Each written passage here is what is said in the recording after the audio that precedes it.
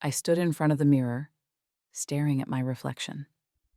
The soft, golden light of the Romano mansion's master bedroom filtered through the windows, casting a warm glow on everything in the room. My fingers lightly traced the edge of the vanity, as if I could ground myself in something solid, something real. But the reflection staring back at me felt more like a stranger than anything else. My hair was perfect, my makeup flawless. I wore the smile I had practiced so many times, the one that hid everything I felt beneath it, the one I had learned to put on at an early age. I had been raised to be this person, polished, poised, the perfect image of a Mafia princess, ready to marry into another empire of power and wealth. But none of it felt real. The life I had been handed, the role I was supposed to play, all of it seemed like an illusion. A performance I had perfected for others, but had never really chosen for myself. The woman I saw in the mirror wasn't me. She was who my family wanted me to be, who Vincenzo wanted me to be, and who had I ever been, really? Who was the woman beneath all these layers of makeup and silk dresses, beneath the expectations and demands of others? Was she the dutiful daughter? The perfect fiancée? Or was she someone completely different? Someone I couldn't even recognize anymore? I shifted my gaze away from the mirror, feeling a sudden ache in my chest. I wasn't sure what I expected to find inside me. Some long-forgotten piece of myself that had slipped through the cracks of my own carefully constructed life. Or perhaps it was just the longing to escape. I didn't know. I only knew that every time I looked at myself, the face staring back felt more like a mask than the real me. My phone buzzed on the bedside table, breaking me out of my reverie. I glanced at the screen. A message from my father. Dinner at the Romano estate tonight. Don't forget.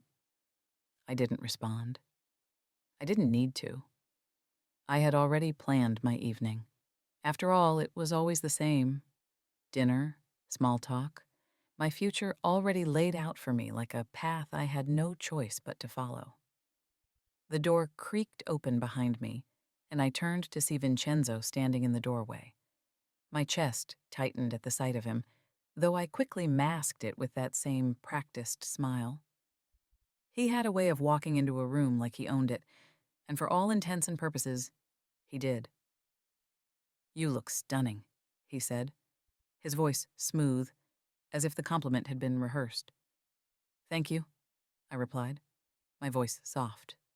Too soft? I always sounded softer when I was around him, as though I had been trained to remain gentle, obedient. It didn't matter that I was a grown woman now, that I had my own thoughts, my own desires. To him, I was still his, and I would always be his. At least, that's how he saw it. Vincenzo walked over to me, his eyes scanning me, a satisfied smile curling at the corners of his lips. He was pleased with what he saw, pleased with the image I presented. And why wouldn't he be? I was everything he could ever want in a wife. Perfect, controlled, and beautiful. Everything his empire needed to further its reach. "You know, the dinner tonight is important," he said, his tone shifting to something more businesslike. "There's a lot at stake. The deals we make tonight could affect the entire family." "I know," I replied, my voice still distant, my thoughts wandering again. "I'll be ready."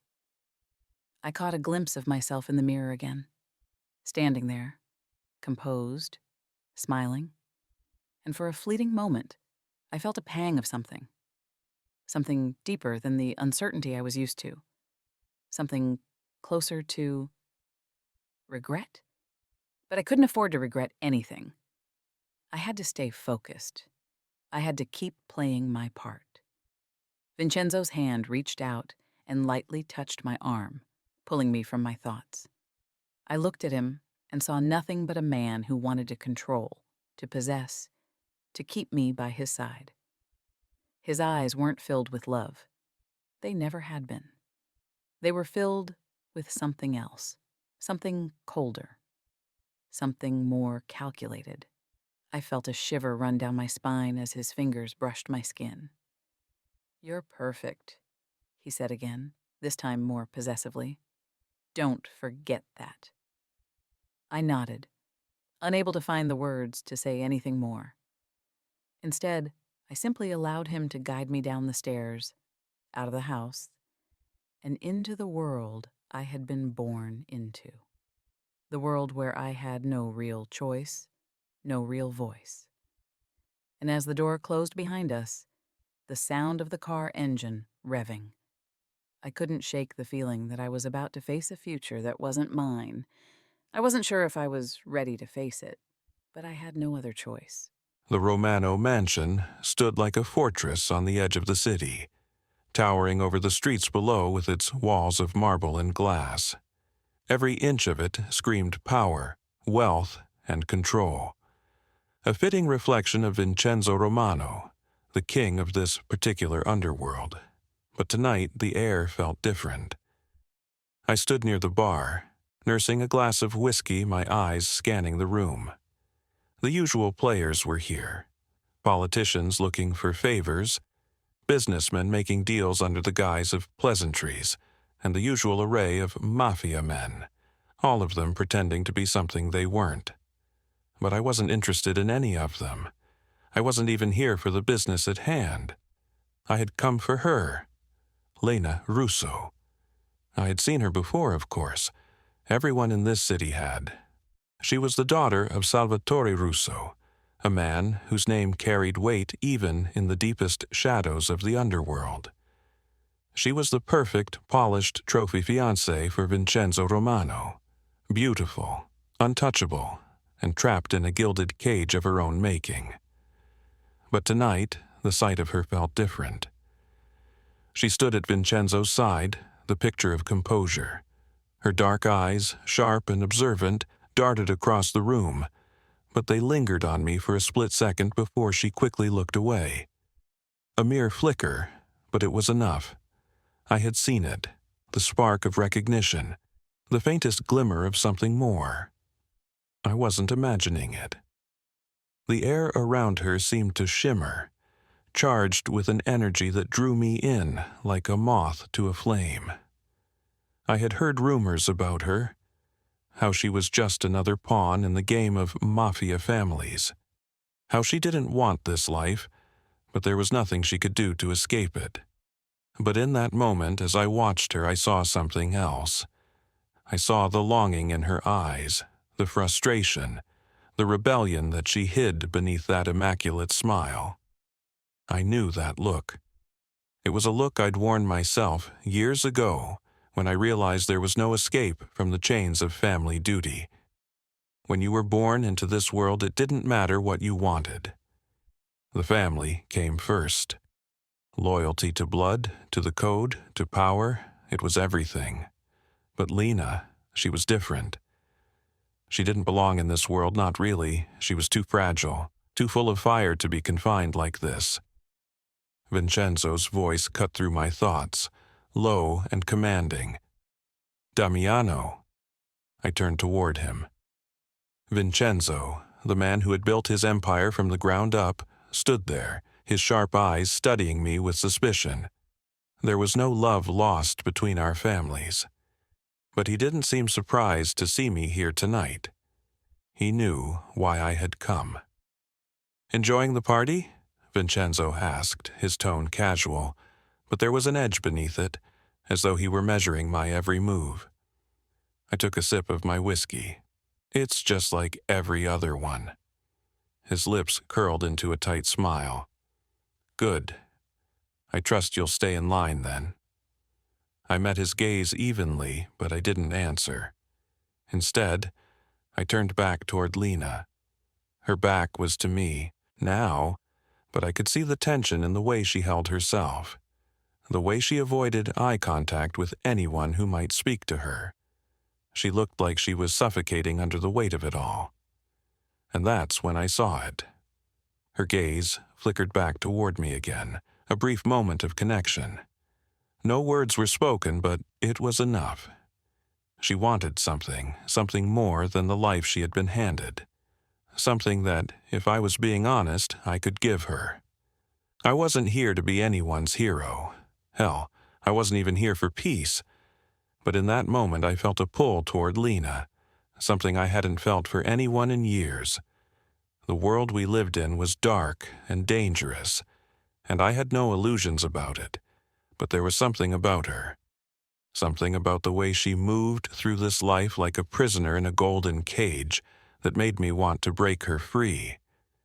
I saw the way she looked at Vincenzo, that polite, distant smile she wore for him, the man she was supposedly in love with. But there was no warmth there, no passion, no soul.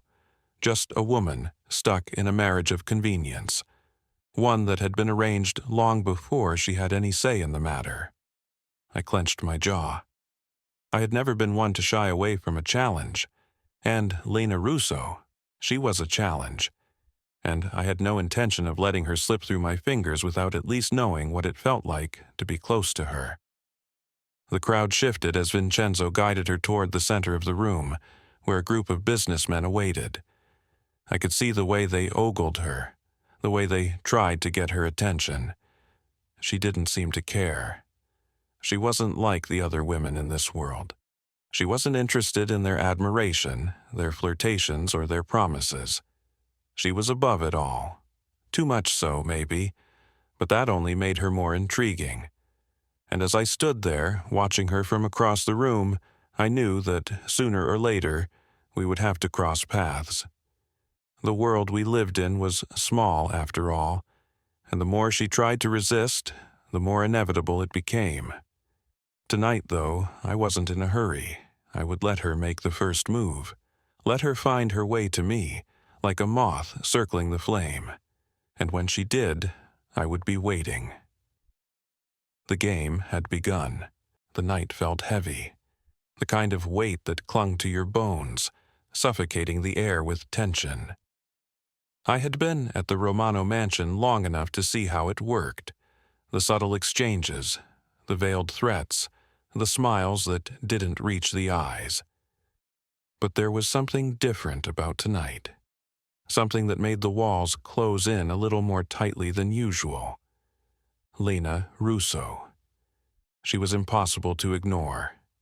I had watched her throughout the night, how she moved through the crowd, always just out of reach. She wore that perfect mask of civility, that controlled, calculated composure, but there was something about the way she held herself, something beneath the surface that stirred my curiosity. I wasn't supposed to care. Not about her, not about anything. In the underworld, emotions were liabilities. You didn't get to choose your path. It was dictated by your blood, by loyalty, by power. But I'd never been good at playing by the rules. And Lena wasn't like the others. She didn't belong in this world, but here she was, trapped by a man who wanted to own her, keep her under his thumb for his own purposes. I couldn't stand it. Damiano. I turned to see Vincenzo approaching, his usual cold expression on his face. The man had a way of looking at you like you were a tool he could discard at any moment, but tonight his gaze was sharper than usual. He had been watching me, keeping tabs on my movements since I'd arrived. But tonight wasn't about business. Not yet. "I see you've been eyeing the entertainment," Vincenzo said, his voice a little too casual, as though he were trying to play it off. He gestured vaguely toward the crowd, but his eyes never left mine. I took a slow sip of my drink, keeping my eyes on him. Just taking in the scene, nothing more. Vincenzo smirked, but it wasn't a friendly expression. I hope so. Because if there's one thing I won't tolerate, it's disloyalty. Not from anyone, especially not from someone who's been on my radar for as long as you have. I raised an eyebrow. Vincenzo knew I wasn't someone who would take orders easily, but I also understood the delicate balance we walked in this world. Betrayal could be a death sentence.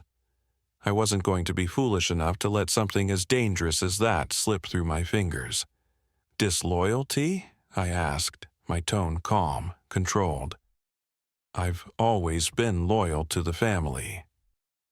Loyalty doesn't mean you get to play games with my fiancée. He dropped the words like a gauntlet.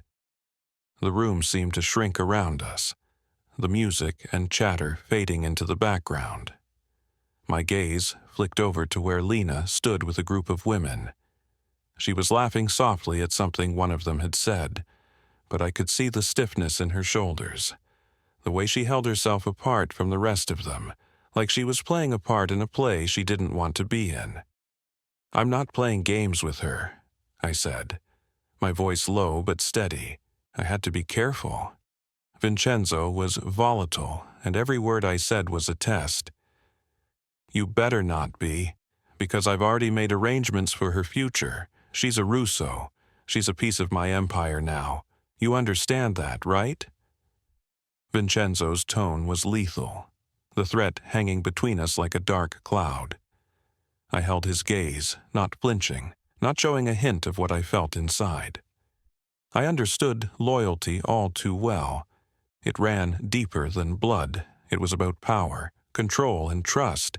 In my world, you couldn't afford to betray either. "I understand," I said, my words clipped. He nodded once, the tension easing just slightly. "Good, because I'd hate to think I had to remind you again." As Vincenzo turned and walked away, I let out a breath I hadn't realized I was holding. He had no idea what he was dealing with, assuming he could control me with a few well-placed threats. Lena was more than just a pawn in his game. She was a person, a woman with her own mind, her own desires. And I knew there was something she wasn't telling him. Something she wasn't telling anyone. It was the reason I couldn't stop thinking about her. I walked across the room, my eyes scanning the crowd. I wasn't here to make waves, not yet, but I couldn't ignore the pull she had on me. And if I was honest with myself, the idea of getting under Vincenzo's skin, of pushing boundaries, appealed to me more than I'd like to admit. As I reached the edge of the room, my gaze found her once again. Lena had slipped away from the others, moving toward the back of the mansion. I followed her silently, keeping my distance. When she stepped out onto the balcony, the night air rushed around her, catching her dark hair and making her look like she belonged in another world entirely. A world where she was free to make her own choices. I leaned against the doorframe, watching her for a moment before speaking. "You like to disappear when things get too tedious?" Lena stiffened, but didn't turn around. She knew I was there. "Not often," she said, her voice soft but sharp. She finally turned to face me, her eyes narrowing slightly as she took in my presence. "What are you doing here, Damiano?" I stepped out onto the balcony, closing the distance between us, but I didn't get too close. Not yet. There was no rush. "I'm here because this," I said, gesturing to the party behind us, "isn't the life you want, Lena. I can see it in your eyes. You don't belong here." Her gaze flicked to the ground, and for a moment I thought she would say something, argue, deny it, push me away, but instead she just stood there, silent. It was as if the words had been stolen from her. "I don't belong here," she said finally, her voice barely above a whisper. The admission hit me like a punch to the gut. I didn't expect her to be so honest with me, especially not in front of the man she was supposed to marry. But there was no going back now. "You never did," I said, my voice quieter this time, the gravity of the situation settling in. "And you never will. Not with him." She looked at me then, her eyes meeting mine for the first time in what felt like forever. There was something raw in them, something vulnerable, hidden beneath the layers of restraint. For a long moment, we just stared at each other. The world around us felt distant, like we were the only two people left in it. And in that silence, I knew that the dangerous game we were both playing had only just begun. The music inside the mansion was too loud, the laughter too forced. People milled around like drones, pretending they cared about the endless flow of champagne and the whispered deals exchanged in corners. To anyone watching, it was just another high society event, another night of playing pretend. But for me, the facade was suffocating. I couldn't breathe in here. The walls of Vincenzo's mansion had always felt like a gilded cage. Beautiful, yes. Impressive, definitely. But it had always been a prison. And tonight, it was more claustrophobic than ever. I could feel the weight of everyone's eyes on me, especially Vincenzo's. His gaze never left me. It was possessive. It always had been. The way he watched me, the way he held my hand, too tightly when we walked through the room, as if marking his territory. It had never bothered me before. At least, I told myself it hadn't. I had been raised for this. Raised to be his perfect fiancée. Raised to fulfill my duty to the Russo family. I never questioned it. But tonight, the air felt different. It all started with that damn look from Damiano. It was brief, just a flicker of connection across a crowded room, but it was enough to leave me restless. He had been watching me for most of the night, and I had felt his gaze like a weight against my skin. The way he studied me, the way his eyes lingered for just a moment longer than they should have. It was as if he saw right through the smile I gave everyone, right past the mask I wore every day. And that made him dangerous. I had been trying to ignore him, to pretend that I didn't notice the way his presence made the room feel smaller. But it was impossible. Damiano Valente was a storm, a force of nature, and I was the tree caught in his winds. I couldn't help but wonder what he saw when he looked at me.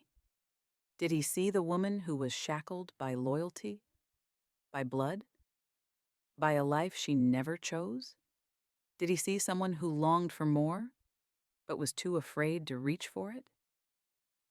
Lena. Vincenzo's voice broke through my thoughts, pulling me back to the reality I had been trying to escape. Are you daydreaming again? I turned to face him, forcing a smile. It was the kind of smile I had perfected over the years. Polite, placating, harmless. I'm fine, I said, though my voice didn't sound as convincing as I wanted it to. Vincenzo didn't seem to buy it. His hand, warm and firm, slid around my waist, pulling me closer. You're not fine. What's going on in that pretty little head of yours? He asked, his tone laced with possessiveness. He was trying to read me, trying to decipher the cracks in the mask I wore so carefully. I knew what he wanted me to say. He wanted me to say that I was tired, that I was overwhelmed by the night, that I was ready to go home and rest. But I couldn't say that. I couldn't let him think that I was weak, that I was questioning our future together. Just thinking, I murmured, avoiding his gaze as I scanned the crowd. I'm fine, really. Vincenzo pressed his lips to my ear, his breath hot against my skin. Good. Because I'm counting on you, Lena. You're mine. Don't forget that.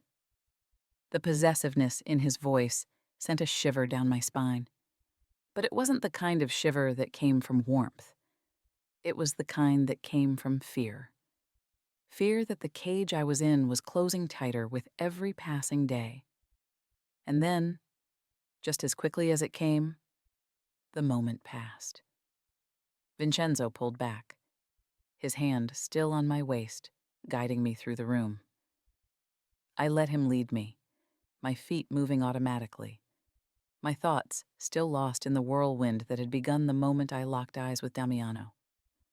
I tried to focus on the conversation around me, to immerse myself in the small talk and compliments, but I couldn't shake the feeling that I wasn't really here, that I was somewhere else entirely, in a world that was far more dangerous and far more thrilling than the one I'd built around myself. "Lena," a voice interrupted my thoughts, sharp and clear. I looked up, startled. It was Damiano. He had moved through the crowd with ease, his tall frame cutting through the sea of people like a predator in its element. The way he approached was purposeful, confident. But there was something in his eyes, something in the way his gaze locked onto mine that made my heart race. I swallowed, trying to keep my composure. "Damiano," I said, forcing a polite smile. "I didn't expect to see you over here." He smirked, the corner of his mouth twitching with amusement. "I could say the same about you, Lena." His voice was low, almost a whisper, as though he were speaking to me alone, despite the crowd surrounding us. I shifted uncomfortably under his gaze. There was something about the way he looked at me, like he knew exactly what I was thinking, what I was feeling. "You're avoiding me," he said, the words almost a challenge. I took a step back, feeling the space between us grow smaller with each passing second. "I'm not avoiding you," I replied quickly, but the lie hung heavy between us. Damiano chuckled, and the sound was like a knife twisting in my chest. "No need to lie, Lena. I can see it in your eyes. You're curious. You're wondering why I'm here, why I'm watching you." I felt my breath catch in my throat. The way he spoke made me feel exposed, like he could see right through every layer I'd carefully built. He made me feel vulnerable, and I hated it. "I don't know what you mean," I said, my voice firmer than I felt. "You're a guest, just like the rest of us." But Damiano wasn't listening to my words. His eyes were too focused, too intent on me. "I'm not just any guest, Lena," he said softly, "and neither are you." My heart skipped a beat, and for a moment, I thought I might lose control of the mask I wore so carefully. But I couldn't let him see what was inside me. Not now, not ever. "I think you're mistaken," I said, taking another step back, forcing the smile back onto my lips. He didn't move, didn't flinch. He just watched me, the corners of his mouth lifting slightly, as though he found my discomfort amusing. "We'll see about that, won't we?" I could feel his words like a weight around my neck, pulling me deeper into something I wasn't sure I could escape from.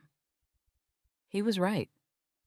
I was curious, but I was also terrified, because every part of me knew that getting too close to him would mean unraveling the life I had spent years trying to build.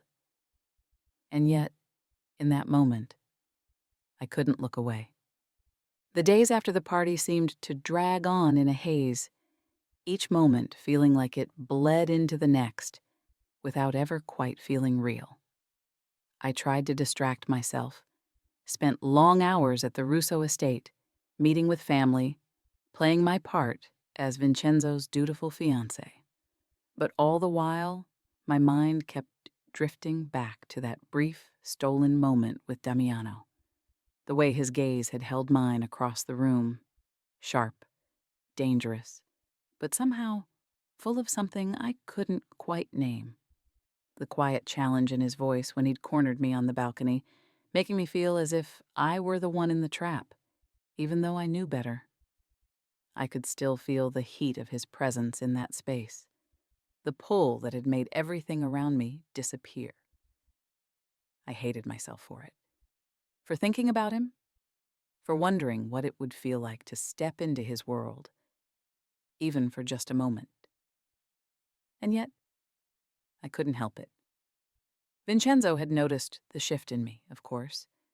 He had a way of reading people, of reading me, like an open book. But he never asked outright. Instead, he'd begun clinging tighter, his possessiveness growing with each passing day. It was as though the walls around me were shrinking even more, the cage tightening with every move I made. Lena. Vincenzo's voice pulled me from my thoughts, his fingers brushing against my cheek as he leaned down to kiss me goodnight.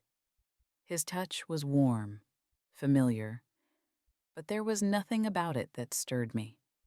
I had been living like this for so long that I had forgotten what it was like to feel anything beyond duty. Yes? I asked softly, forcing a smile, though my mind was elsewhere. He looked at me with that knowing, intense gaze of his. You've been quiet lately. You're not upset, are you? The question hung in the air between us, but it wasn't the words that made my stomach twist. It was the way he asked it, like it was an accusation, not a concern. He wasn't asking to understand me. He was asking because he didn't like the thought of me slipping away, of me pulling too far out of his reach. I'm just tired, I lied, my voice steady as I held his gaze. Vincenzo's expression softened, but there was a sharpness underneath, a flicker of doubt that I didn't like. Tired of what? I didn't answer, and he seemed to sense that pushing further wouldn't get him what he wanted. He leaned down, brushing his lips against mine in a kiss that was more possessive than passionate, like he was marking his territory once again.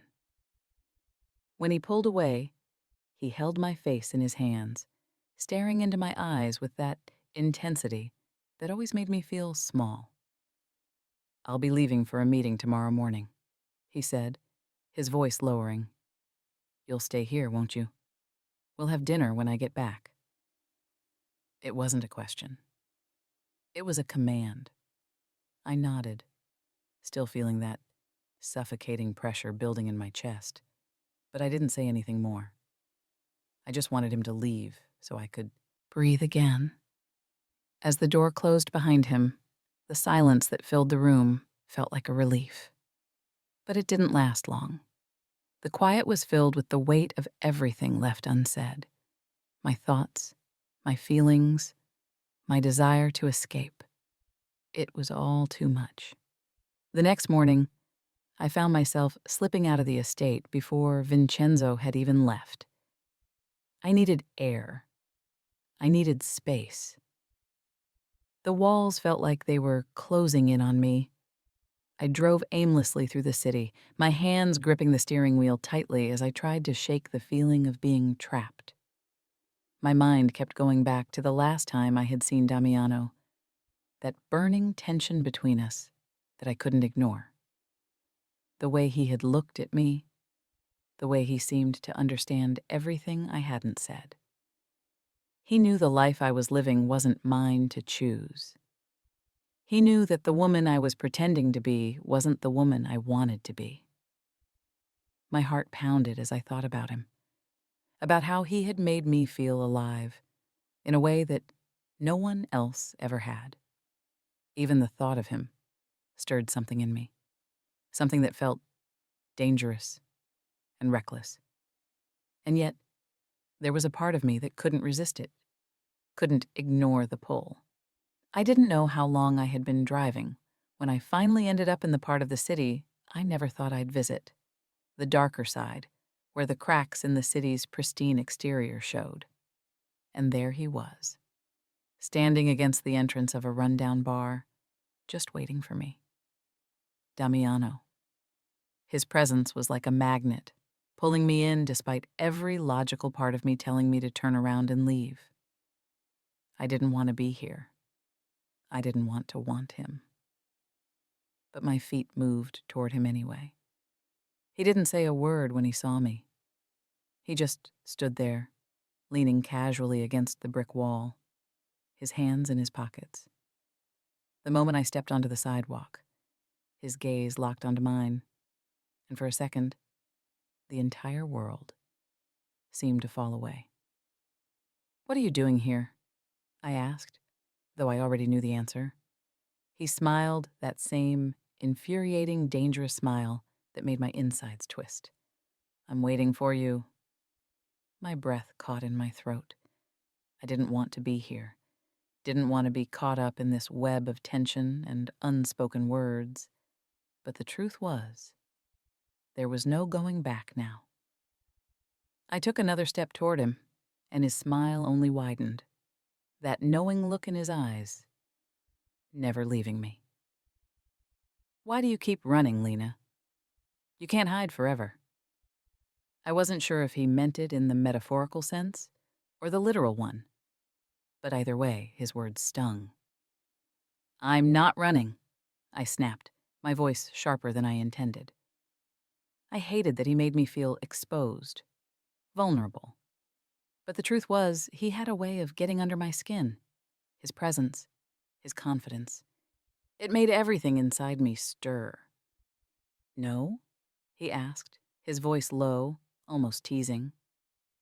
He stepped closer, and I could feel the heat of his body, the way it seemed to pull me toward him, despite my every instinct screaming for me to retreat. "Then why are you standing here with me, Lena?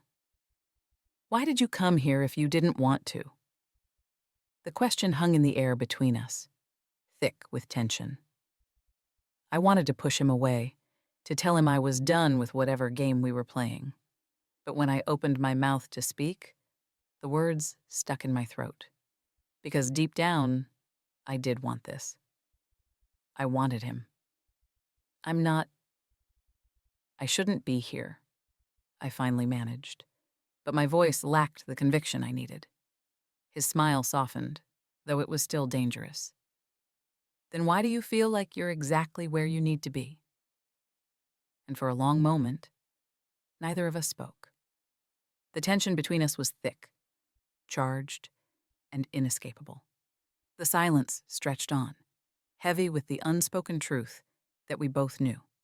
We were playing with fire, and I wasn't sure either of us would walk away unburned. The city was alive tonight, pulsing with the kind of energy that only came when the storm was just about to break. I could feel it in the air, the humidity of an impending conflict, a reckoning that was long overdue. But that wasn't why I was here. I wasn't here for the usual business, deals to be made, enemies to neutralize, power plays to be executed. No, tonight was about her, Lena Russo. Every time I thought I had shaken her from my thoughts, she would slip back into my mind like a ghost, haunting me with her silences, her defiance, the way her eyes had looked at me across the room that night at the Romano mansion. There was something about her, a fire beneath the cold surface, something that called to me, pulled me closer, despite the fact that I knew better than to chase after something as fleeting and dangerous as she was. But I couldn't stop myself. Lena was trapped by her family, by Vincenzo's control, by a life she had never chosen. She wore the mask of a perfect fiancée, but I could see the cracks, the subtle rebellions beneath the surface. I had seen it in her eyes, that flicker of something that didn't belong in the world she was trying to fit into. It made her dangerous to me, and that's why I couldn't leave her alone. I had been watching her for days, though she didn't know it. I had seen the way Vincenzo kept a tight leash on her, the way he hovered over her every move, always watching, always possessive. The man thought he owned her, and maybe he did in the most brutal sense of the word. But there was a part of me that refused to accept that. She deserved more than this, more than the cage he had built around her, more than the suffocating expectations of her family. I wanted to show her that there was a way out, a way to be free, even if it meant breaking every rule in the book. The thought of her with Vincenzo twisted something in my chest. She was beautiful, yes, but she wasn't just another woman. She wasn't someone who could be bought or sold, manipulated like the others. She had a strength inside her that I couldn't ignore, a fire that matched my own, even if she didn't yet realize it. I stood in the shadows outside the bar, watching her approach, every step she took toward me pulling me deeper into something I couldn't escape from. She looked different tonight.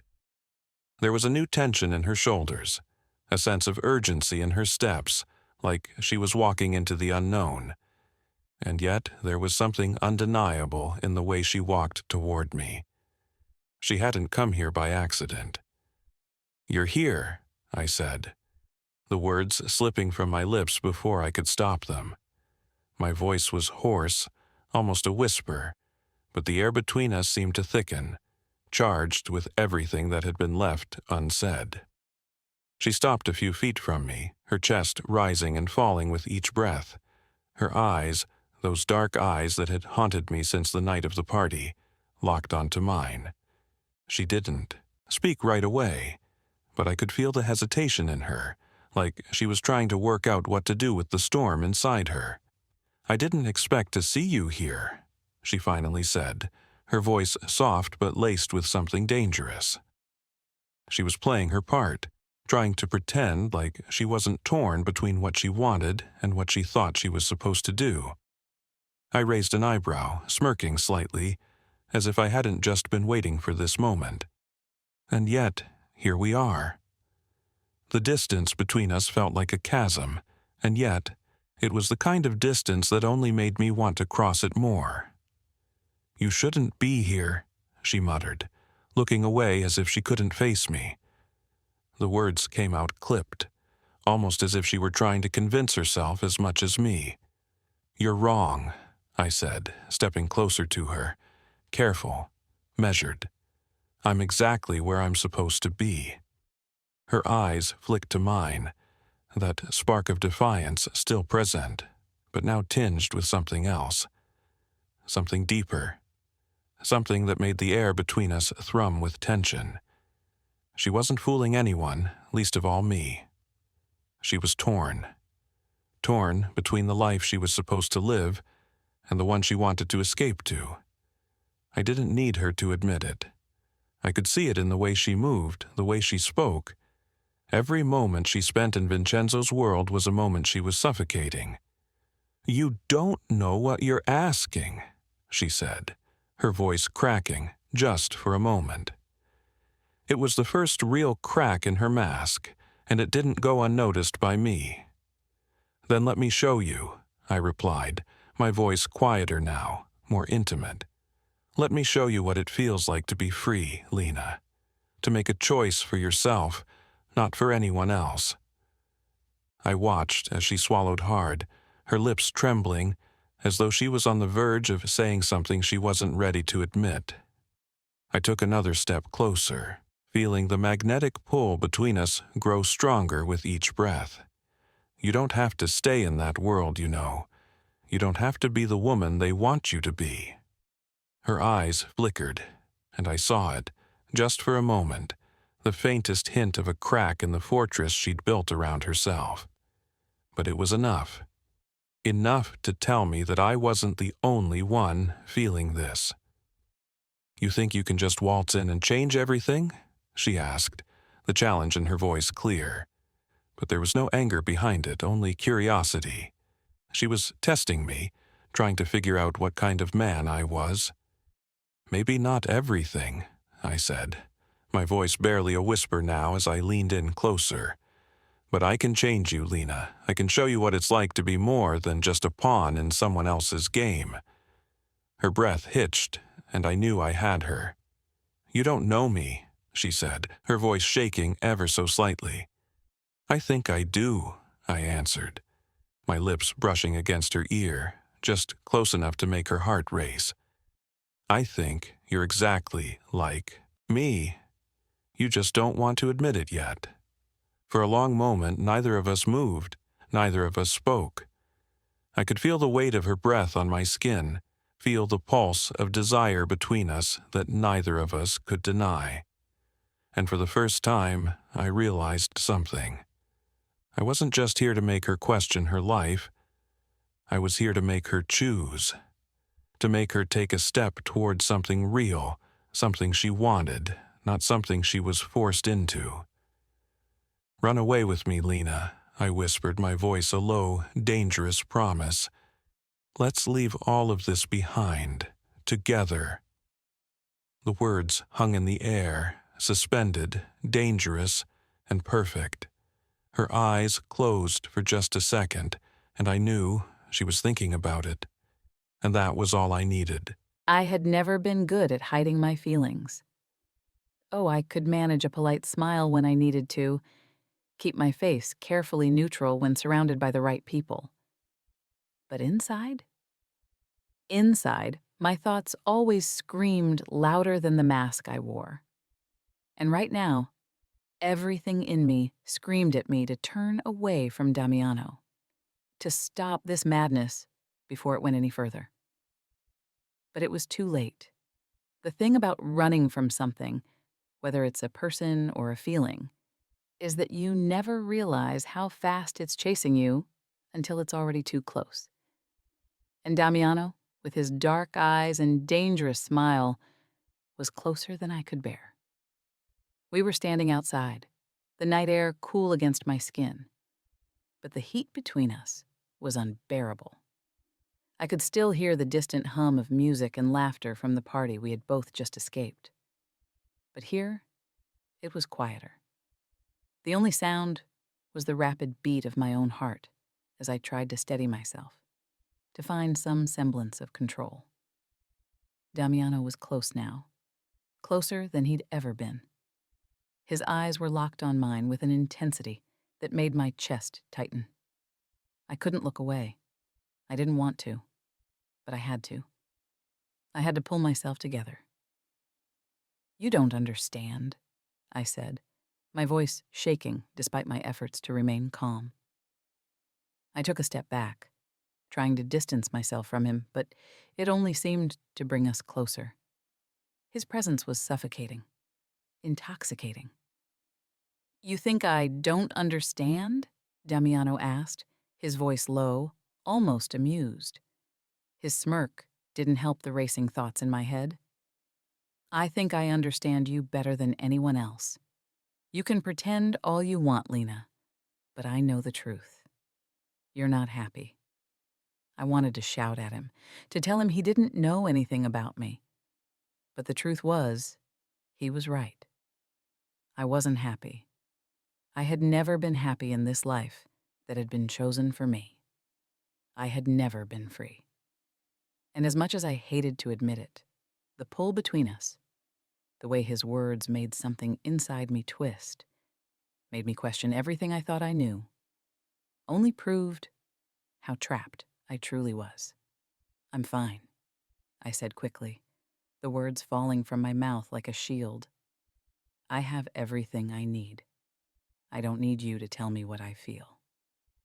Damiano's eyes darkened, the smirk falling from his face. He stepped closer, and I instinctively took another step back, but the movement was futile. He was already too close. He could reach me in an instant if he wanted to. "You think you have everything you need," he said, his voice just above a whisper. "But you don't. You're lying to yourself, Lena. You're living a life that isn't yours. A life that was given to you by your father, by Vincenzo, by everyone who thinks they know what's best for you."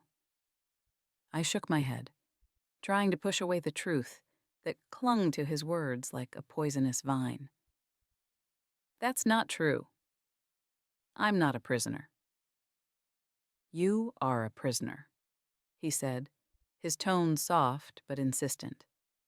"And you're too scared to admit it. But the truth is, you've always known it. You've always felt the weight of the cage around you, the one that's tightening every day. You're not free, Lena. Not in that world. Not with Vincenzo. Not with anyone who tells you what to do." I felt the sting of his words, like a slap to my face. But it was more than that. It was the truth I had been running from my whole life. The truth that I had buried deep, where I didn't have to confront it. But now, here it was, staring me in the face, and I didn't know how to escape it. "You don't understand," I repeated, though I wasn't sure who I was trying to convince anymore, Damiano or myself. "I have a responsibility. To my family. To Vincenzo." "Responsibility?" He laughed bitterly, his eyes never leaving mine. "Is that what you call this? A life built on other people's expectations? A life where you're nothing more than a pawn in a game that's already been decided for you?" I opened my mouth to protest, to tell him that he was wrong. But I couldn't find the words, because, deep down, I knew he was right. I had been living for everyone else, doing what they told me to do, playing the part of the dutiful daughter, the obedient fiancée. I had spent my whole life trying to be what they wanted me to be. And somewhere along the way, I had forgotten who I was supposed to be, who I wanted to be. "You don't have to stay in this world, Lena," Damiano continued, his voice softer now, almost coaxing. "You don't have to be trapped anymore. There's another way. I can show you a way out." I shook my head again, trying to block out the dangerous temptation in his words. It felt like everything inside me was screaming at me to leave, to step away from this moment. But part of me was already drawn to him, to his promise of freedom. It was intoxicating, but it was also terrifying. "I can't just leave," I whispered, my voice barely audible. "It's not that simple." "Of course it's not simple," he said, his voice thick with understanding. "But what's the alternative? A lifetime of living someone else's dream? A lifetime of suffocating under their control? You deserve more than that, Lena. You deserve to choose your own path." I wanted to scream at him, to tell him that he didn't know what it was like to have all your decisions made for you, to live under the constant weight of duty and family expectation. I wanted to tell him that I couldn't just throw it all away, that I couldn't just walk away from everything I had worked for. But instead, I stayed silent, my chest tight, as I fought back the storm inside me. I wanted to run from him, from this moment, from everything he represented. But deep down, I knew I couldn't. "Damiano," I said, my voice barely above a whisper, "you're asking me to choose between my family and you. And I don't know if I can do that." He stepped closer, his hand gently brushing a strand of hair from my face, his touch almost too gentle for the storm I felt brewing inside me. "I'm not asking you to choose, Lena," he said, his voice low, intense. "I'm asking you to choose yourself." I closed my eyes, my heart pounding in my chest. The choice was before me, laid out in front of me like a path I couldn't ignore. And I was terrified. Terrified of what would happen if I took that step, if I gave in to what I felt, to what Damiano was offering. But I couldn't run from it anymore. The pull between us was too strong. "I don't know if I can," I whispered, almost pleading with myself. "You can," Damiano said firmly, his voice the promise of something I couldn't name. "You just have to believe it."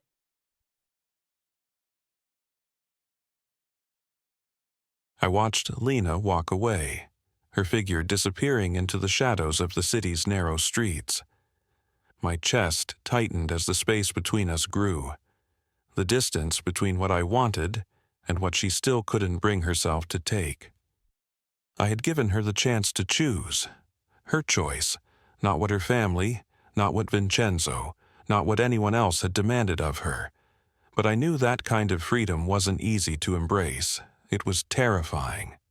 To walk away from everything you knew, to burn the life you had built, and step into the unknown with only trust in someone else's words. And I couldn't blame her for hesitating. But I wasn't going to give up, not on her, not on us. As I stood there, alone in the cold night air, I felt the weight of my decision pressing down on me. Every step I took toward her was a step toward a life I couldn't go back from. A life where the stakes were higher than they'd ever been before. The power I had in this world, my father's empire, the alliances, the enemies, none of it mattered when it came to Lena. She was different, and I would make sure she understood that, no matter how long it took. I turned and walked back toward the dimly lit alley where I had been waiting for her, my mind racing. The conversation we'd had been a dangerous one. I could see the conflict in her eyes, the way she wavered, unsure of what she wanted. I knew she wanted out. I could see it in the way her lips trembled when I spoke of freedom. But Vincenzo was still a shadow hanging over her. That monster had his claws in her, controlling her every move, suffocating her with promises of loyalty and duty. The Russo family was never just family. It was a kingdom, a cage, and she was trapped in it, whether she realized it or not. I didn't like the idea of being the one to tear her away from that life, but I wasn't going to let her rot in it either. I found myself walking toward the only place that could offer some semblance of peace. My father's old safe house, a place where I had hidden from the world before. There, I could think. There, I could plan. I wasn't going to stop. Not until I had Lena in a life where she could breathe. A life where she wasn't shackled to a family that saw her as a means to an end. The sound of tires on gravel stopped me in my tracks. My hand instinctively went to the gun I always kept by my side, though I didn't need it. I knew that car. Vincenzo. I could feel the tension in my jaw tighten as his sleek black car rolled to a stop in front of me.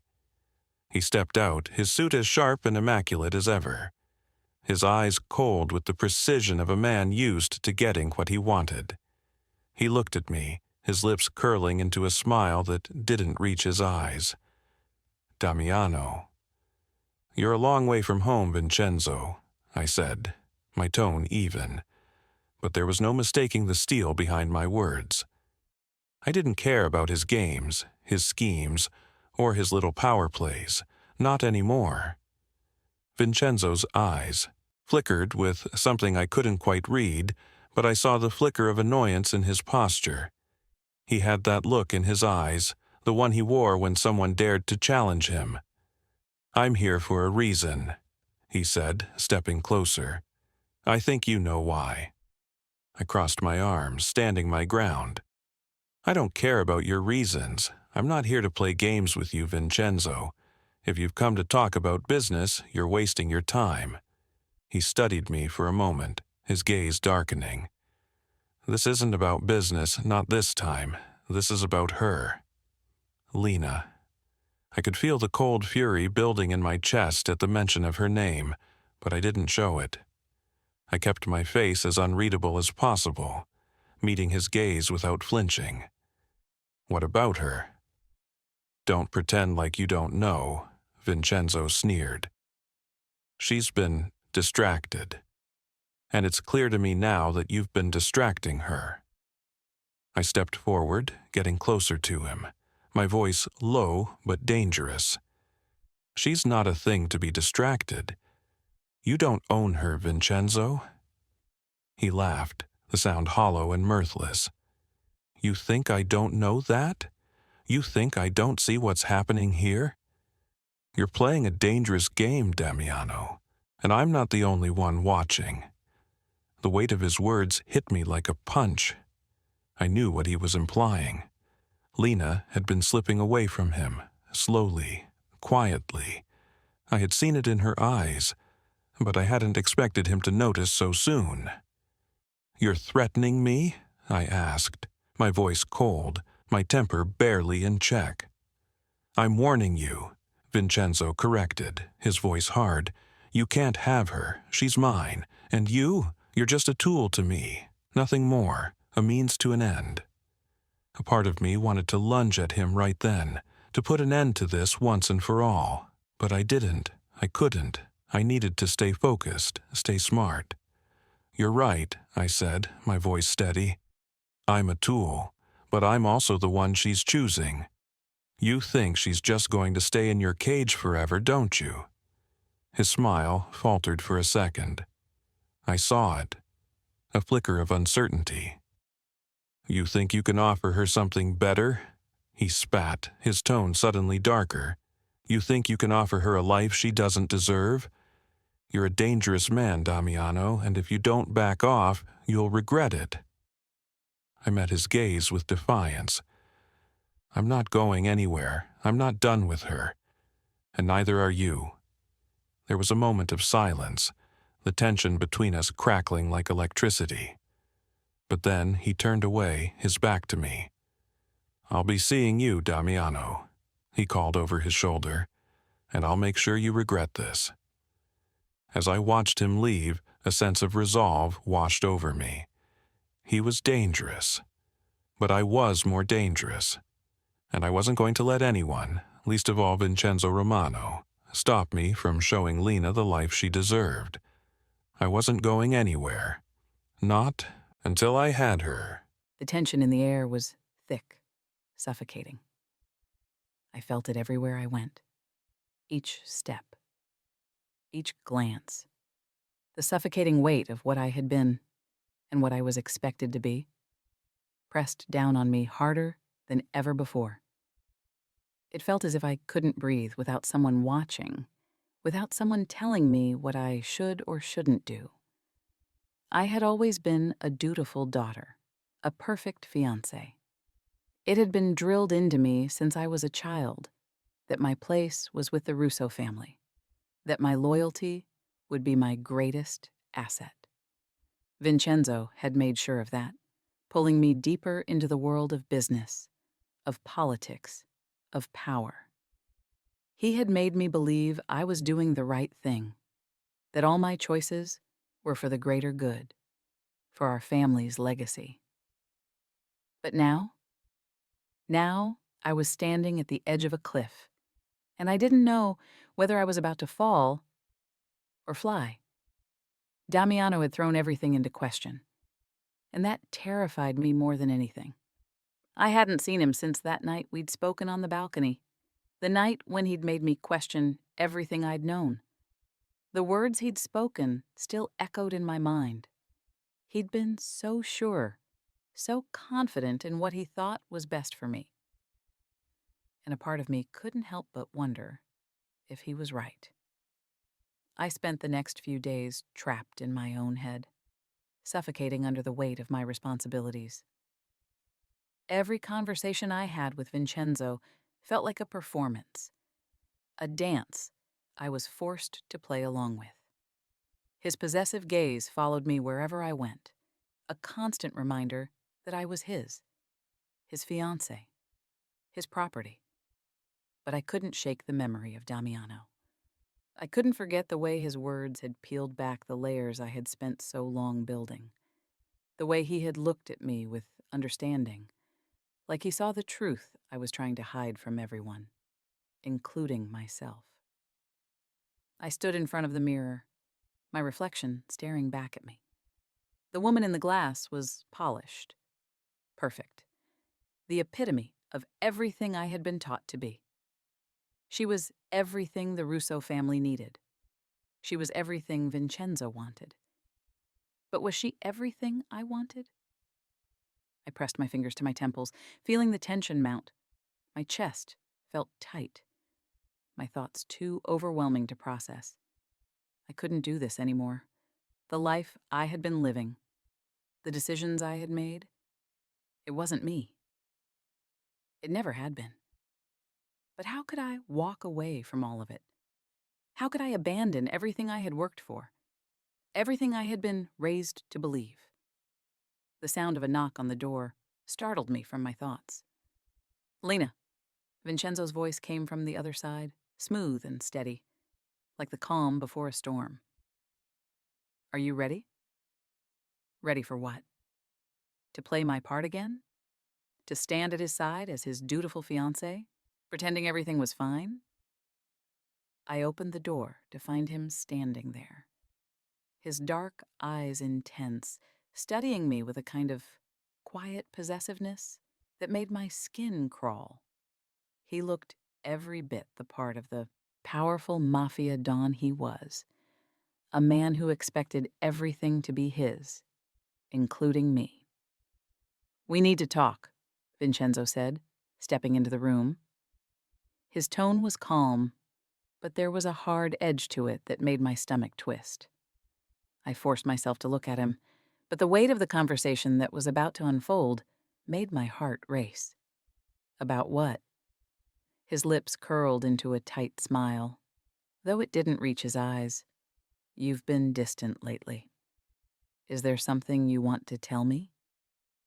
The words stuck in my throat. I didn't know how to explain what I was feeling, how Damiano's presence had torn me apart, how everything I thought I knew had suddenly crumbled. I didn't know how to tell Vincenzo that I was no longer sure of who I was. "I'm just tired," I finally said, my voice weak even to my own ears. It was the same excuse I had been using for days, but I knew Vincenzo wasn't buying it. He never did. He stepped closer, his hand sliding down my arm in a possessive, almost calculating manner. "Tired?" he repeated, his voice laced with suspicion. "Of me?" I didn't answer. I couldn't, because the truth was too painful to admit. I was tired of being in this life, of being the woman everyone expected me to be. But I wasn't ready to tell him that. Not yet. "You're not going anywhere," he said softly, but his words were cold, like a warning. "I'll remind you of that."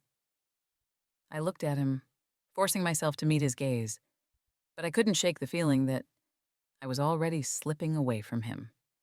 Maybe not physically, not yet, but mentally, emotionally, there was a space growing between us that I couldn't fill. I wanted to pull away, to run, but I couldn't.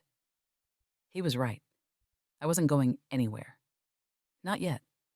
Not until I figured out what this feeling inside me meant.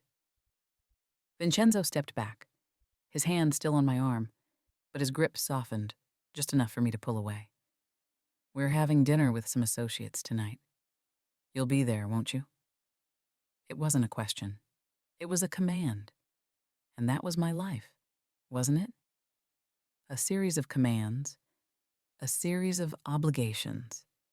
I was always there, always present, always playing my role. "I'll be there," I said quietly, my voice hollow. He nodded, his gaze lingering on me for a moment longer, before he turned and walked out of the room, leaving me standing there alone, staring at my reflection in the mirror. The woman in the glass was fading, the mask slipping, and I didn't know how much longer I could keep pretending. I didn't know how much longer I could keep lying to myself. I should have been focused. I should have been planning, calculating my next move in the ongoing war with the Romano family. But all I could think about was Lena. The way she had looked at me, torn, conflicted. But there was something else, too. Something in her eyes that had made my chest tighten. That mix of desire and fear. She was fighting against something she could never escape, and I knew she could feel it. The pull, the temptation, the need to break free. But I couldn't help her if she wasn't willing to take the first step. It had been a few days since I'd last seen her, and my mind wouldn't stop racing. I'd tried to distract myself with business, with meetings, with my father's endless schemes, but nothing worked. It never did when it came to her. I could see it now, more clearly than ever. She was trapped, suffocating in a world that wasn't meant for her. Vincenzo had made her his prisoner, and no matter how many times she smiled and pretended, I knew the truth. She was dying inside. She needed a way out. And I would give it to her. But I needed her to want it. I lit a cigarette and leaned against the wall of my apartment, the smoke curling lazily in the air as I stared out the window. The city was alive outside, but inside, everything felt like it was on the verge of imploding. I couldn't stop thinking about her. She was beautiful, yes, but it was more than that. There was something in her, something raw, something that begged to be free. She wasn't like the other women in my world. They were all so predictable, so easy to control. But not Lena.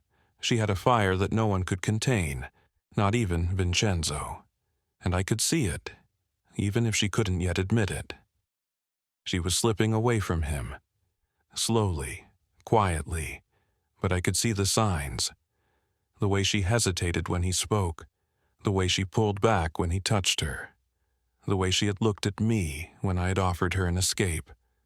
I knew she was scared. I knew she wasn't ready, but I wasn't going to give up.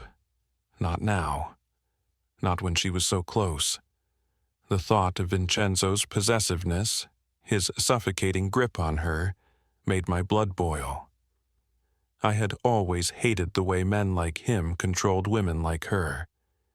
Women who had power, who had potential, but were forced into cages of their own making. I clenched my fists, the anger seeping through me, but I didn't let it take over. I couldn't. I had to be patient.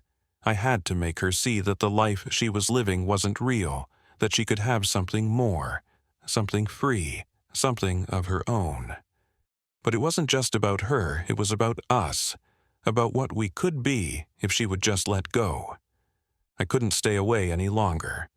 The temptation was too much, and I knew that if I didn't act, I would lose her. And I wasn't going to let that happen. I grabbed my coat, the cold leather smooth under my fingers as I walked toward the door. There was a message from one of my contacts about a meeting at a secluded warehouse on the outskirts of the city, but I didn't care. I couldn't focus on that right now. I needed to see her. I needed to see her again, to remind her of what was waiting for her on the other side of all of this. The danger, the lies, the games. The car ride to her place felt like it took an eternity, my thoughts swirling around in a storm that I couldn't control. I could almost feel the heat of her presence, the way she made everything inside me feel alive, the way she made me want to burn everything down just to see what was left standing in the ashes. When I finally arrived, I didn't waste any time. I knocked on her door with purpose, my heart pounding in my chest. I wasn't sure what I expected, but when she opened it, I saw the surprise in her eyes. Surprise and something else. Something I couldn't quite place. "Damiano," she said, her voice barely a whisper, her eyes scanning me quickly, as though she was trying to decide whether to let me in or send me away. I didn't wait for her to make up her mind. I stepped inside, past her, closing the door softly behind me. "I need to talk to you," I said, my voice low and steady, but I could hear the urgency in it. She didn't move at first, just stood there, frozen, watching me. I looked around the room. It was too clean, too perfect. Everything in its place, just like the life she was living. The life that wasn't hers. "Damiano, you can't just—" She stopped herself, shaking her head as if she were trying to gather her thoughts. I could see the conflict in her eyes, the war that was raging inside her. "You don't have to be afraid of me, Lena," I said, my voice softer now, trying to reach her. "I'm not going anywhere. I'm here for you. I've always been here for you." Her breath caught, and for a second, I saw the truth in her eyes. She was struggling between what she knew was right and what she was too afraid to embrace. "You can't just walk away from everything," she said, her voice barely audible. "It's not that simple." I reached out, gently taking her hand in mine. She didn't pull away. That was a good sign. I know it's not simple, I said, my voice thick with emotion. But it's worth it. You're worth it. You deserve more than this life, Lena. You deserve to be free. Her gaze flickered down to our joined hands, her fingers twitching slightly as if she were considering pulling away. But she didn't. I'm scared, she admitted, her voice barely a whisper. I stepped closer to her, my other hand reaching up to cup her face gently. I know you are, but you don't have to do this alone. Let me show you that there's another way. She closed her eyes, a tear escaping from the corner of her eye, and for a moment, I just stood there, holding her, letting her feel the weight of the choice in front of her. The choice she didn't have to make alone, and I knew without a doubt that once she made that choice, nothing would ever be the same again. The room felt too small, too still. I could hear the rhythmic thumping of my heart in my ears as I stood in front of the mirror, the reflection staring back at me, but it didn't feel like me. Not anymore. Damiano's words lingered in my mind, his touch still warm on my skin. You deserve more than this life. You deserve to be free. I could feel the weight of his hand on mine, the steady pulse of warmth, as if he were trying to give me something I didn't know how to take, something I wasn't sure I was ready to accept. But it wasn't just his touch. It was the pull. The pull between us, so powerful and dangerous that every time I thought I could push it away, it only came back stronger. I couldn't stop thinking about the life I was trapped in, the life that had been chosen for me long before I could even begin to make my own decisions. Vincenzo was all about power, about control, and he had made it clear time and time again that I was his fiancée, his responsibility, his perfect little trophy. But in the moments when I was with Damiano, everything felt different. He didn't see me as just another asset to claim. He didn't want me because of my family name or the power I carried. He wanted me for who I was, or at least for who I could be if I could just break free from the chains that held me. But it wasn't that simple. I couldn't just walk away from everything. Could I? I heard the sound of footsteps behind me, and my heart skipped. It wasn't Damiano. He wouldn't be here. Not now. Not after what had happened. Vincenzo.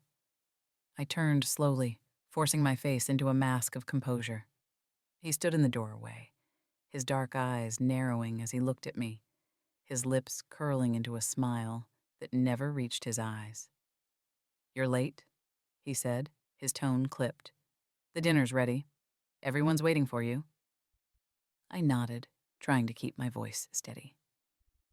"I'm coming." I glanced at my reflection once more, but this time, I couldn't ignore the look in my eyes. The fear, the frustration, the longing for something I wasn't sure I could have. The person staring back at me was someone I didn't recognize anymore. She wasn't the perfect fiancée Vincenzo had built up, the perfect daughter of the Russo family. No, she was someone else.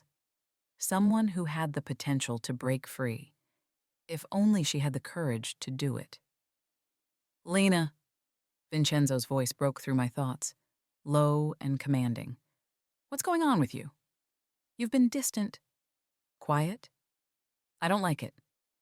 I turned to face him, forcing a smile, though it felt brittle on my lips. "I'm just tired," I said again, the same excuse I had been using for days.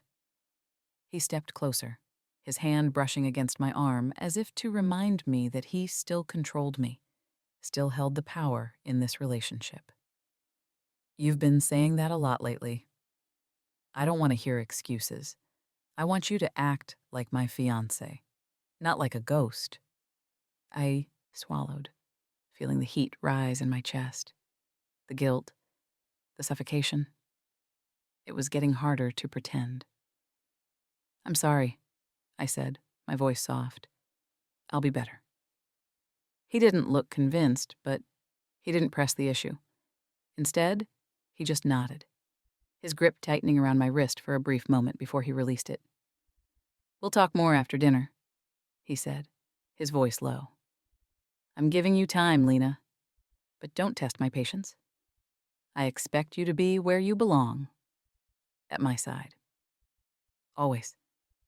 I nodded, though every part of me wanted to scream. Every part of me wanted to say no, wanted to break free from this suffocating grip that had held me captive for so long. But I didn't. Not yet. I wasn't sure what to say or do. The words that wanted to escape me, "I'm not yours," would only make things worse. They would break the fragile equilibrium we had built. And I couldn't risk that. Not now.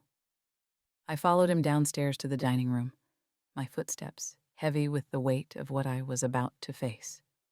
The room was filled with the usual guests.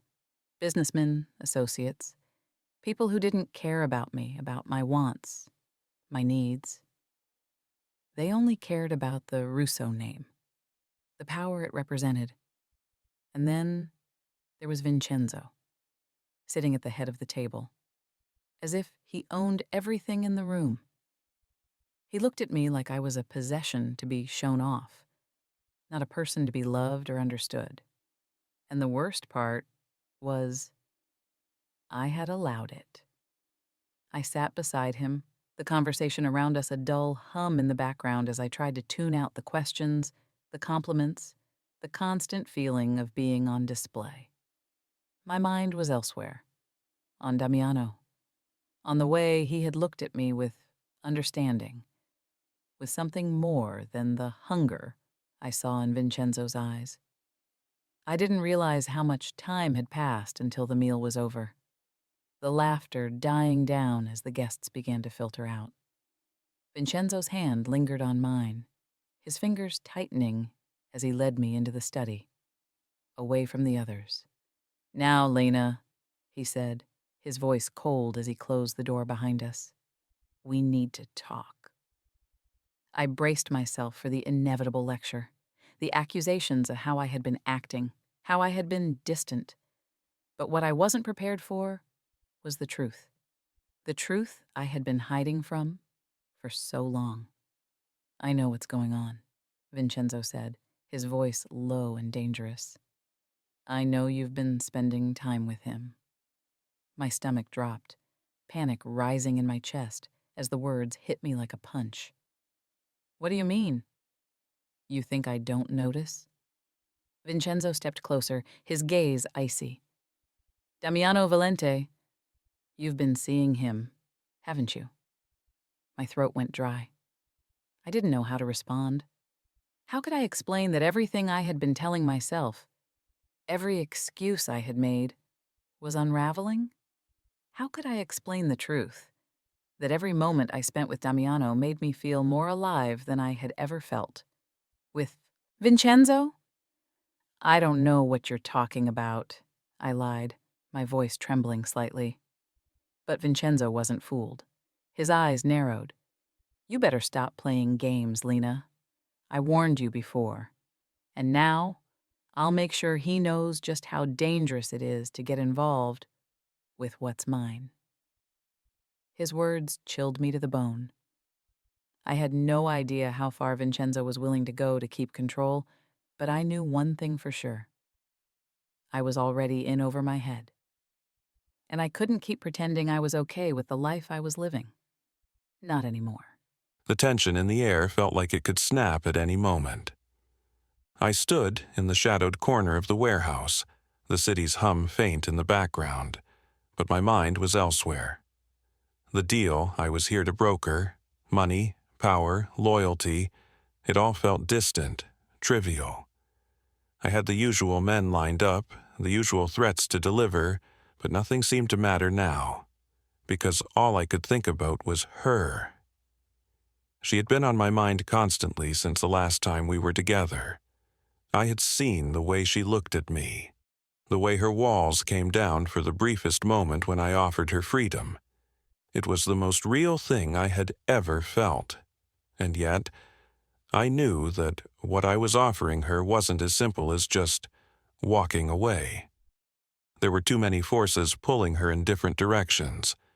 Her family, Vincenzo, the world she had been forced into. I had no illusions.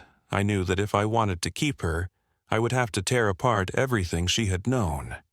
And now, Vincenzo had already noticed. The thought of that man, always watching, always controlling, made my hands tighten into fists. He thought Lena was his.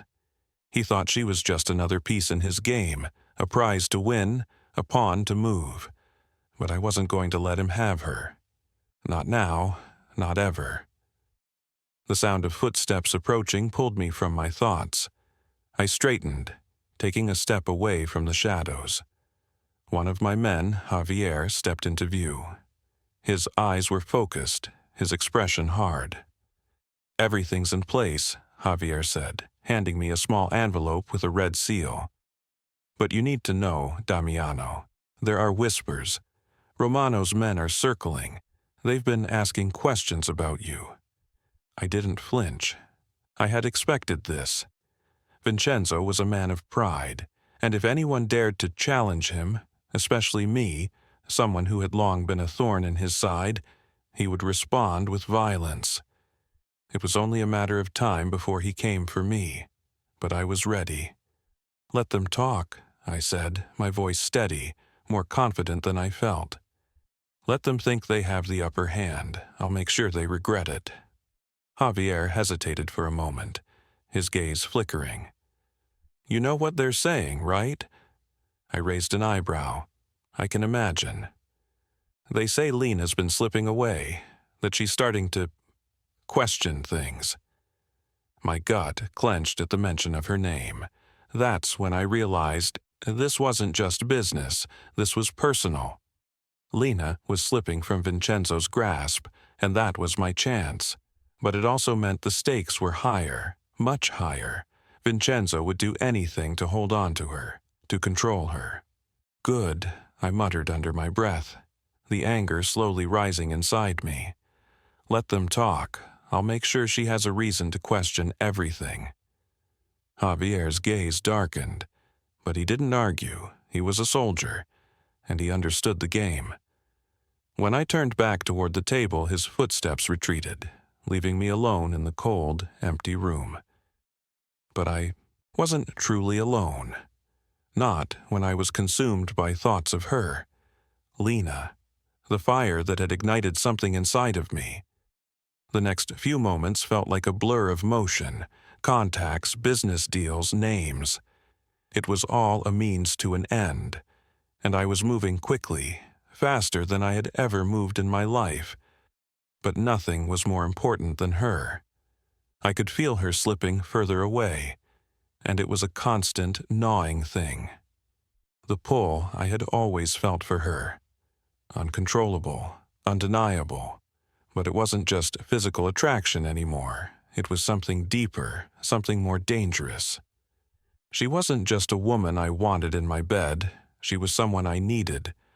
Not because of what she could give me, but because I knew what she could have, if she would only take the leap. The minutes dragged on until I found myself on the streets again, stepping into the car that would take me to her.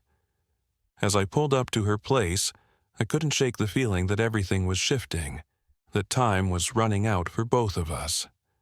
Her world was about to crash down, and I wasn't sure what would happen when it did. I rang the doorbell, my heartbeat thundering in my chest.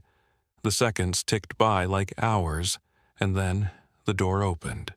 There she stood. Lena, she looked different. Her face pale, her expression closed off, like a wall had gone up between us. But her eyes, those dark eyes that always spoke the truth, even when her lips didn't, told me everything I needed to know. She was scared, and she had every right to be. I stepped inside without waiting for her to invite me. I didn't care about the formalities anymore. This wasn't about politeness or pretense. This was about breaking through the walls that had been built around her. "You shouldn't be here," she said softly, her voice tight, like she was struggling to keep it together. "You don't get to tell me that, Lena," I said, my voice low, almost dangerous. "You don't get to tell me anything anymore." Her gaze flickered, and I saw the way her chest rose with a deep breath, as if she was trying to hold on to some semblance of control. "You don't understand," she whispered. "You don't understand what this life is, what it means." "You think I don't?" I asked, stepping closer, not caring about the space between us. "You think I don't know what it's like to have your life decided for you? To live in a cage? I've been in your world, Lena, and I'm telling you right now, you don't have to be there anymore." She shook her head, tears welling in her eyes, but she didn't look away. "I can't just leave. I can't leave my family behind. I can't leave Vincenzo. I can't." I reached out, taking her hands in mine, stopping her words before they could break her even further. "You don't have to choose them, Lena. You don't have to choose this life. You have a choice. We have a choice." She trembled beneath my touch, and I could feel the battle waging inside her, the war between what she knew she had to do and the life she feared she would lose if she did it. But I wasn't going to let her make this decision alone. Not again. "I'm not leaving without you," I said, my voice low, full of certainty. "You have to make a choice, Lena. It's now or never." Her eyes searched mine, and for a moment I saw the walls crumble, just enough for her to see the truth. She had a choice, and it was mine to offer her. My heart was a storm, raging inside my chest as I stood there, in the space between everything I had known and everything that felt terrifyingly possible. The door had closed behind Damiano, and now, with his words hanging in the air, I was left alone with myself, my thoughts, my fears, my doubts. He had said it, hadn't he? You don't have to choose them. You don't have to choose this life. But it wasn't that simple. Was it? I could still hear Vincenzo's voice in my head, his last words before I left the dinner. "You're mine. Don't forget that." It echoed in my mind, loud and possessive, and I had been living with it for so long. I had convinced myself that I was his, that my place was at his side, that my duty to my family came before anything else. But Damiano was different. My body felt heavy, like the weight of my decisions was pulling me to the ground. The man who had been everything to me, Vincenzo, my fiancé, my protector, my oppressor, wasn't the man I wanted. Not anymore. But Damiano was a dream, a dangerous one, and I knew what dreams could do to a person. Dreams could break you. They could destroy you if you weren't careful. I didn't know how long I stood there, my mind running wild with the consequences of the choice Damiano had just thrown at my feet. He was right. He had made sure to remind me every time he spoke, every time he touched me, that I didn't have to live like this. But the truth was, I had never known anything else. How could I walk away from everything I knew? From the family that had raised me? From the life that had been mapped out for me before I could even form my own thoughts? I walked over to the window and looked out at the city below, the lights flickering like 1,000 little stars, yet none of them felt as far away as I felt now. The life I had been living felt as though it had been swallowed by the shadows. Buried under a weight I didn't know how to lift. I didn't even hear the knock on the door at first. I was lost in my thoughts, trapped in a maze of conflicting emotions. But then, the familiar, calm voice reached me. "Lena?" I turned around, my heart leaping in my chest. But it was not who I was expecting. Vincenzo. I didn't have to say a word for him to know something was off. His eyes immediately searched mine, and in an instant, the air between us shifted. He stepped into the room slowly, his gaze never leaving me. His presence was overwhelming, unapologetically dominant, like he thought the world was his to command. "What's going on with you, Lena?" His voice was softer now, but the tension in it was undeniable. "You've been acting strange, distant. This isn't like you." I opened my mouth to speak, to tell him I was fine, that nothing was wrong. But the lie tasted bitter. The truth sat at the tip of my tongue, heavy, like a stone I couldn't lift. "I don't know," I whispered, my voice barely audible. The words were true enough, but they felt so small, so insignificant compared to what I was really thinking. Vincenzo stepped closer, his expression softening just a little. He reached out, touching my arm gently, but it felt wrong. It wasn't the kind of touch I had come to expect from him. There was no warmth in it, no comfort.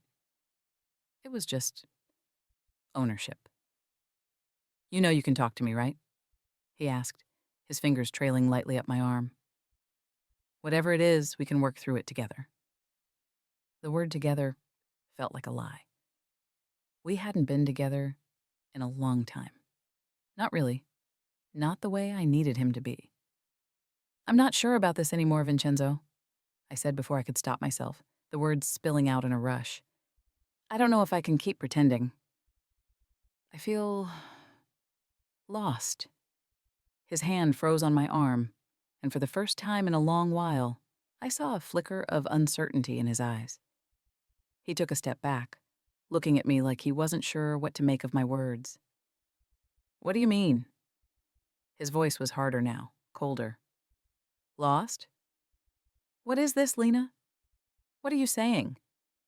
"I'm saying that I'm not sure this is the life I want anymore," I admitted, each word heavier than the last. "I'm not sure I want to be your fiancée anymore. I'm not sure I want to be in this world, in this life, in this relationship." The room seemed to close in on me as I said the words. My heart hammered in my chest. Every ounce of me screamed to take it back, to run and pretend none of this had ever happened. But I couldn't. Not anymore. I had already said it. Vincenzo stared at me in silence for a moment, his gaze darkening. "And you think he can offer you something better?" His voice was low now, almost a growl. "You think Damiano will give you what you need?" The way he said Damiano's name was a threat. It hung in the air between us, sharp and biting. But I didn't flinch. Not this time. "I don't know what Damiano can offer me," I said, my voice trembling only slightly. "But I know he's shown me that there's another way. A way I don't have to be afraid of."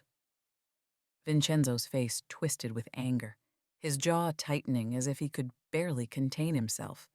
He stepped closer, his presence suffocating. "You're making a mistake, Lena," he hissed, his voice laced with venom. "Damiano's a dangerous man. You think he cares about you? He doesn't. He'll use you. Throw you away when he's done with you, just like he did with everyone else." His words hit me like a punch to the gut, but they didn't land the way he wanted. I had heard all this before, but what Vincenzo didn't understand, what he couldn't understand, was that I wasn't choosing between him and Damiano. I wasn't choosing between two men. I was choosing myself. "Maybe I'm done being used, Vincenzo," I said quietly, the words coming easier now. "Maybe I'm done being what you and everyone else want me to be." The silence that followed was deafening. Vincenzo didn't speak. He didn't move.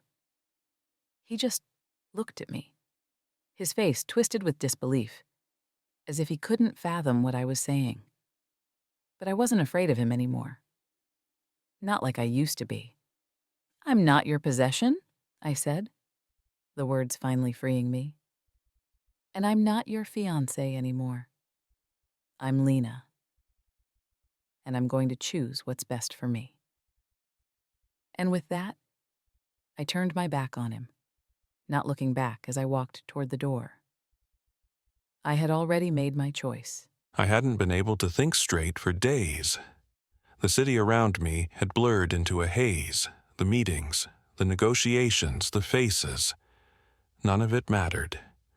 Not when she was still in my mind every minute of every day. Lena. I had given her the choice, and I had tried to remain patient, to let her come to the decision on her own. But every time I let her slip through my fingers, the more I knew that I couldn't wait much longer. Her world, her cage, was closing in on her. Vincenzo was always watching, always controlling. He had no idea that she was slipping away from him, but I knew, I had seen it in her eyes, that brief moment of doubt, the way her walls came down when she was with me, the way she allowed herself to feel something beyond duty, beyond obligation. But I had also seen the fear of breaking away, the fear of choosing herself over the life she'd been trapped in for so long. I had been waiting for her to make a decision, to step away from everything that was suffocating her. But in the end, I couldn't let her do it alone. I couldn't let her face it without me. I paced back and forth in my office, the tension in my chest growing with every passing second. My phone buzzed on the table, pulling me from my thoughts. It was a message from one of my men. "She left him. She's coming to you." I felt my heart stop. I hadn't expected her to make the decision so quickly, but then again, I should have known. She wasn't the type to stay in a cage once she saw the door was open. I grabbed my coat and headed for the door. There was no more waiting, no more hesitation. She was coming to me. She had chosen. I jumped into the car, my mind racing. What would she be like when I saw her? What would I say? I didn't know. But I did know one thing: I wasn't going to let her go again. The drive to her place felt like hours, though I knew it was only a matter of minutes. I kept replaying the moment she had said it, the words that changed everything for us. "I'm not your possession. I'm Lena, and I'm going to choose what's best for me." Her words had stayed with me, haunting me in the best possible way. She wasn't running away from me. She was running toward the only person who had ever truly seen her for who she was. And I was ready. Ready to prove to her that there was a life beyond the walls that had kept her confined for so long. The car screeched to a halt in front of her building. I didn't wait. I jumped out, my heart pounding in my chest. This wasn't just about her leaving Vincenzo. It wasn't about proving anything to him. This was about us. What we could be, what we would be if she was willing to take that final step. I rushed up to her apartment, my thoughts a blur as I rang the doorbell. I could feel the tension mounting, every second dragging like it might be my last. The door opened, and there she was, Lena. Her eyes met mine, and I saw the uncertainty, the fear, and yet, beneath it, there was something else, something more powerful than all the doubts. It was the same thing I had seen in her when we first met, the fire, the need to break free, to be who she truly was. For a moment, neither of us moved. We just stared at each other, the silence thick and heavy between us. Then, finally, she stepped forward, her expression softening, and my chest tightened. She was here. She had chosen. "I'm here," she whispered, her voice barely above a breath. I closed the distance between us in one swift motion, my hands reaching out to pull her into me. She didn't pull away, she let me, and it felt like everything inside me exploded. I buried my face in her hair, breathing in the scent of her, sweet, delicate, but stronger than I had ever known. She wasn't just a woman to be desired. She was everything. The life I wanted, the choice I had been waiting for. "Lena," I said, my voice hoarse, as I pulled back just enough to look at her. "You're here. You chose." She nodded, her eyes wet with unshed tears, and I could see it, the relief, the freedom, that same fire burning brighter now, for the first time in a long time. "I'm not going back," she said, her voice shaky but filled with conviction. "I'm done, Damiano. I'm done pretending. I'm done being someone I'm not." My heart swelled. I had never been more certain of anything in my life. This was it. We were finally free. I cupped her face in my hands, wiping away the tear that had fallen down her cheek. "You don't ever have to pretend again," I whispered, my thumb brushing over her skin as I leaned in to kiss her. And this time, it was different. This time, it wasn't just a kiss. It was everything we had been waiting for, everything we had been fighting for. It was the culmination of every silent longing, every shared glance, every word left unsaid. When we finally pulled away, breathless and shaken, I could see the truth in her eyes. She had chosen me. And together, we were going to take on whatever came next. She wasn't alone anymore, neither of us were. I stepped back, pulling her gently by the hand toward the door. "Come with me, Lena. Let's make a life, our life, together." She hesitated, just for a moment, before nodding and taking my hand, walking with me into the unknown. And I didn't care what was waiting on the other side, because with her by my side, I knew we would conquer it. The world was quieter now. It wasn't that the noise of the city had stopped. Far from it. The streets below were still alive with the usual hum of cars, voices, and late-night conversations. But inside, in the small apartment we had made ours, the world felt different. It felt like a place where we could finally breathe. Finally be. I stood at the window, staring out at the skyline, the soft glow of the city lights reflecting off the glass. It was strange to think that only a few weeks ago, I had been trapped in a life that wasn't mine. A life I had built around the expectations of my family, of Vincenzo, of the world I was born into. Now, standing here, I couldn't even remember what it felt like to be confined by those walls, to be suffocated by the choices that had been made for me. Because now, I was free.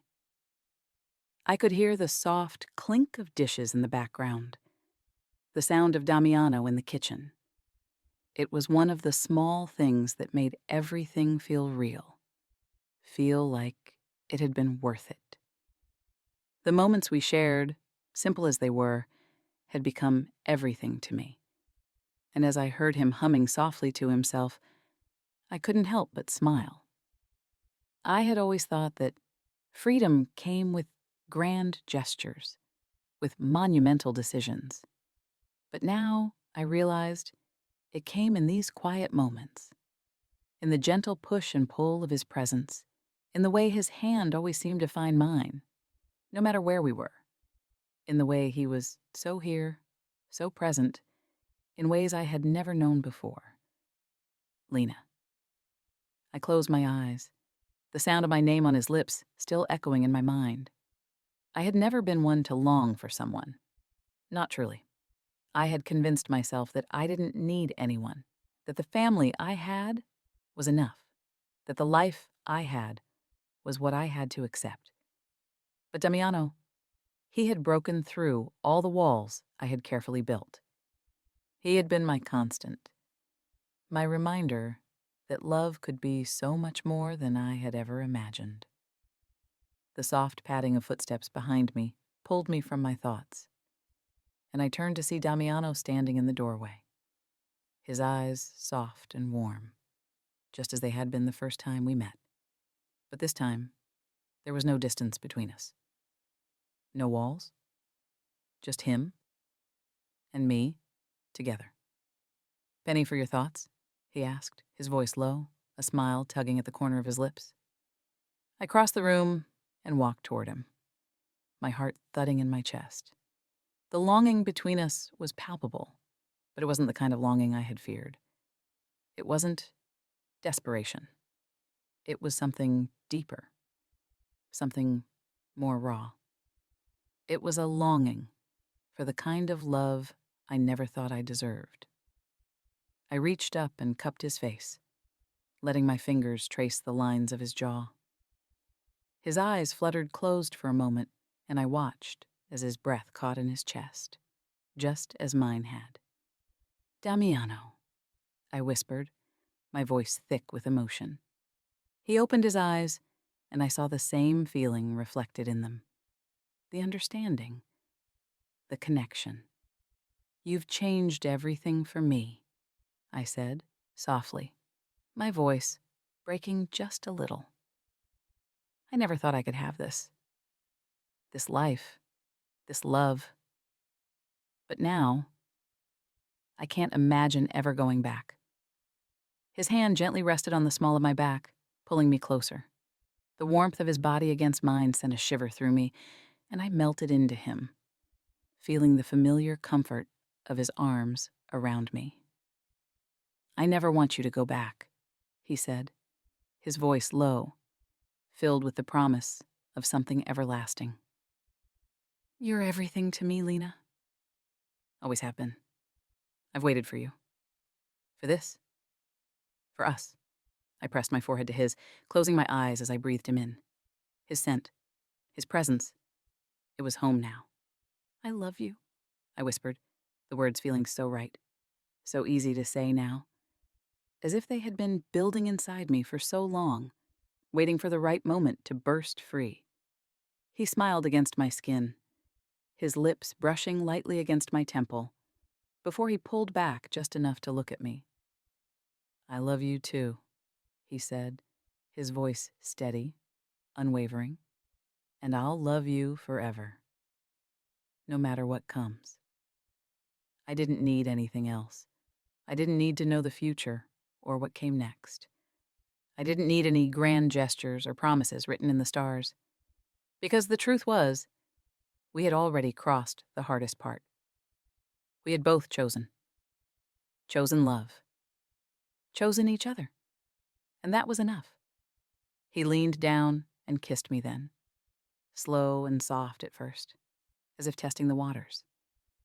But then it deepened. A kiss full of everything we had been too afraid to say until now. Everything we had been too afraid to ask for. When we pulled apart, my chest was full, my heart pounding, with a new rhythm. A rhythm that was ours, that belonged only to the two of us. "I'm never letting you go," he said softly, his voice thick with emotion. "You hear me? Never." "I don't want to go anywhere," I whispered back, resting my head against his chest, feeling the steady beat of his heart under my cheek. And in that moment, I knew that everything had led us here, to this place of peace, of quiet love, of shared understanding. The past was gone. The weight of my family's expectations, the cage they had built around me, was nothing now. Because we had chosen each other. We were free. And I would love him forever,